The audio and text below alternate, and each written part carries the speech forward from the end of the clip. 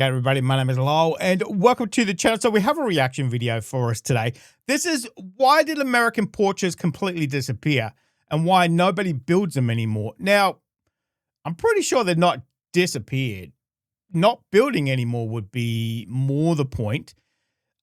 I would put it down to space. But anyway, let's jump in. Let's have a look at this one. Oops, let's do that. So it's full screen. Yourself walking down a residential street in Charleston, South Carolina in 1905. Every house has a wide front porch, maybe 15 or 20 feet deep. There are rocking chairs, potted ferns, families sitting out after dinner, children running between yards, neighbors calling to each other across the sidewalk. The whole street feels alive, like an outdoor living room that stretches for blocks. Now picture a residential street in Phoenix built in 2015. You see garage doors, rows and rows of garage doors. Now, I know in Australia, we have the same thing. And as I said, it comes down to space. There's no space to put we call them verandas, same thing. The traditional house that we have here in this state, Queensland, I live in, it's called a Queenslander. And it has a wraparound veranda, so all four sides, big veranda, undercover, cool off, because it's bloody hot. But yeah, you don't see them anymore at all, which is a real shame, real shame. So let's continue. Concrete driveways, maybe a thin decorative column next to the front door that nobody ever uses. The houses did not just lose their porches. It is like they turned their backs on the street entirely. How did America go from porch culture to garage culture in less than a century? To understand what vanished, you need to understand what the porch actually was. Because it wasn't just a piece of architecture, it was an entire social system. In the late 1800s and early 1900s, the front porch was the most important room of the American house, and it wasn't even inside. Before air conditioning, the porch was the only comfortable place to sit on a summer evening. Families and like I said, Queensland's bloody hot as well. Verandas are very important too, so very important. The porch was the only comfortable place to sit on a summer evening. Families in Georgia, Mississippi, and Virginia would spend entire evenings outside because the alternative was suffocating in a closed-up parlor with no ventilation and heavy curtains blocking every window. But cooling was only part of it. The porch was where you met your neighbors, where you watched the street, where you courted. Young men and women in the 1890s didn't swipe right. They sat on the porch while the whole neighborhood watched, which was its own kind of social technology. Parents didn't need to chaperone a date when the entire block could see the front porch from their own porches. And it went deeper than courtship. The porch was built-in surveillance, entertainment, and community infrastructure all at once. News traveled across porches before newspapers could print it. Business deals happened over lemonade. Political arguments played out in rocking chairs. The porch wasn't a feature of the house. It was the social engine of the neighborhood. The architecture reflected this completely. Victorian homes dedicated serious square footage to their porches, wide overhangs, ornate railings, ceiling fans, sometimes 2 full stories of wraparound porch. These weren't afterthoughts or decorative additions. They were the point of the house. Some homes in the American South had porches that were larger than their interior rooms. Walk through neighborhoods like the Garden District in New Orleans or the Fan District in Richmond today, and you can still see it. Those porches were designed for living. They were designed for being seen. So what killed... Man, it's really sad what we've lost as a society, These days, do you even know your neighbors, Maybe by first name, but that's probably it. You hardly ever talk to your neighbors. As you said, there's nowhere to sit. There's nowhere to, to meet your neighbors. Okay. Were designed for living. They were designed for being seen. So what killed all of that? The obvious answer is the car. But the real answer is more complicated, and it happened in stages that nobody planned. In 1903, there was roughly 1 automobile for every 6,500 Americans. By 1930, there was 1 automobile for every 5 Americans. That explosion happened in less than 30 years, and American homes were not built for it. At first, the car did not threaten the porch at all. Early automobiles were stored in carriage houses at the back of the property, down a narrow alley. The front of the house still belonged to people. Porches still faced the sidewalk. The rhythm of the street was unchanged. But after World War II, everything changed. GI Bill sent millions of returning soldiers into the housing market at the same time. The Federal Housing Administration was backing loans for new construction in the suburbs, and builders like Levitt and Sons figured out how to construct homes fast, cheap, and at scale. Levittown, New York went from empty potato fields to 17,000 homes in 4 years. Those homes needed to be simple, affordable, and efficient.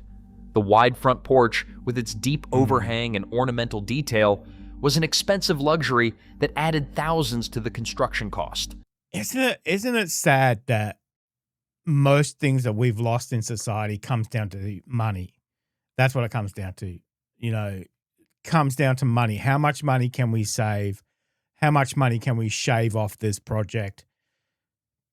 It's really sad. Really sad. Detail was an expensive luxury that added thousands to the construction cost. The attached garage facing the street was a practical necessity that buyers demanded. This is where the shift happened. For the first time in American residential history, the garage moved to the front of the house and the porch shrank to a narrow concrete slab by the front door. It was not an aesthetic choice. It was an economic one. Builders saved money, buyers got cars off the street, and the FHA loan guidelines favored simple, garage-forward designs because they were cheaper to insure and faster to appraise. Levittown was not unique. It became a template. Developers in California, Texas, Florida, and across the Sun Belt copied the formula almost exactly. Thousands of subdivisions went up in the 1950s and the 1960s using the same logic. Small lot, attached garage, minimal porch, maximum interior square footage. The American home turned inward, and it happened so fast that most families did not notice the trade they were making. But the key was not acting alone. Two other technologies landed on American households in the same decade, and together they finished what the automobile started. The TV? first was air conditioning. Window units became affordable for middle-class families in the 1950s, and central air followed in the 1960s and 70s. Overnight, the practical reason for sitting outside disappeared. It was gone, Why sweat on a porch when you could sit in a cooled living room? For the first time, Americans could make the inside of their homes more comfortable than the outside, and they did exactly that. The second was television. In 1950, about 9% of American households owned a TV set. By 1960, that number was nearly 90%. Television did not just move entertainment indoors, it moved attention indoors. Families that used to watch the street now watch the screen. The evening ritual of sitting outside, waving to neighbors, keeping an eye on the kids playing in the yard, all of that was replaced by a glowing box in the living room. The porch lost its function as a source of stimulation, and once that happened, there was no economic reason for builders to include one. 3 technologies, 3 decades. And the American front porch changed so quickly. So quickly. As I said, a car, now you've got a car, you need somewhere to put it. The house is cool so you can sit inside. And then you have TV, which is endless entertainment. Why would you need to sit outside? You're going to miss something.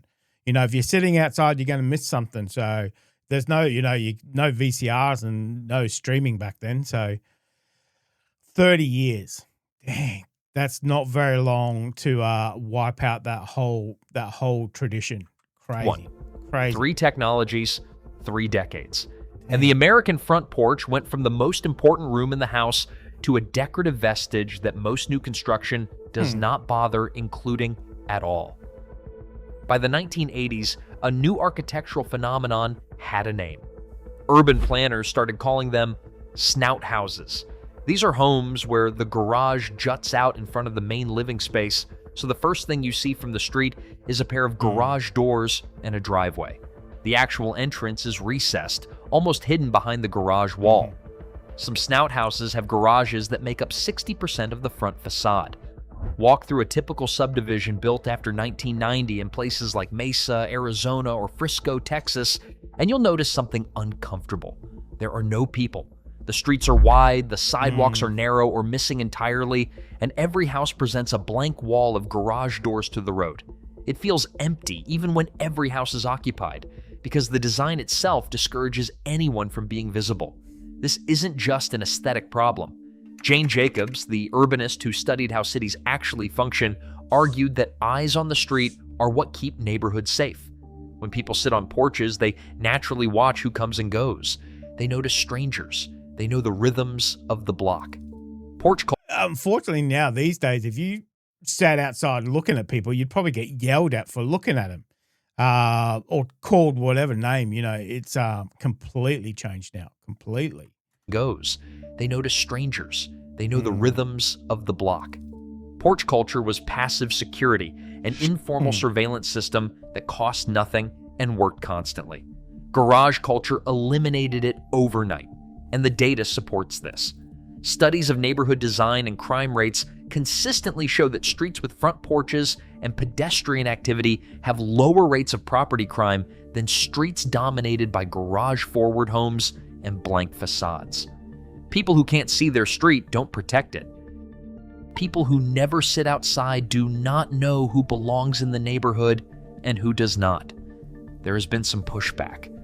The new urbanism movement, which gained traction in the 1990s and the 2000s, specifically tried to bring back porch culture. Planned communities like Seaside, Florida, and Celebration, Florida were designed with front porches mandated in the building codes, narrow streets to slow traffic, and sidewalks wide enough for actual walking. Some cities, including Portland and Austin, even passed zoning rules discouraging snout houses and requiring front entries to face the street. And people who move into these communities consistently report something that sounds almost quaint. They say they know their neighbors. They say they feel safer. They say the neighborhood feels alive in a way they have never experienced in a conventional suburb. But let us be honest, these represent a tiny fraction of new American housing. The vast majority of homes built in the last 30 years follow the same template. Garage in front, porch in back, if there is one at all, and a front door that exists mostly for package delivery. Meanwhile, in Havana, in Lisbon, in Cartagena, and in dozens of cities across the Mediterranean and Latin America, people still sit outside in the evening. They still watch the street. Life still happens at the front of the house. Walk through a neighborhood in Buenos Aires or Seville at 8 o'clock on a summer night, and the sidewalks are full of chairs and conversation. These countries have air conditioning, they have television, they have cars, but they did not let those technologies push them indoors permanently. America is not the norm here. America is the exception. And that's what makes the story worth telling. Because the front porch did not disappear because of some inevitable march of progress. Technology made the porch optional, but culture made it disappear. Americans, collectively and mostly unconsciously, made a series of choices. They chose climate control over fresh air. They chose private entertainment over shared experience. They chose speed and convenience over slowness and connection. Nobody woke up one morning and decided to kill porch culture, but every family that bought a house with a garage for 2 cars instead of a wraparound porch was casting a vote.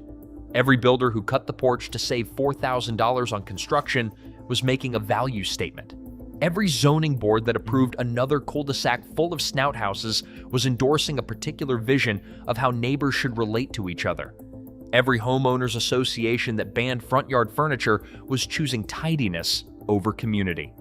Architecture is not just about buildings. It is a physical expression of what a society believes matters. And if you look at the American suburban streetscape, honestly, what it communicates is clear. Privacy matters more than connection. Cars matter more than people. The inside of the home matters more than the space between homes. That's not a criticism, it is an observation.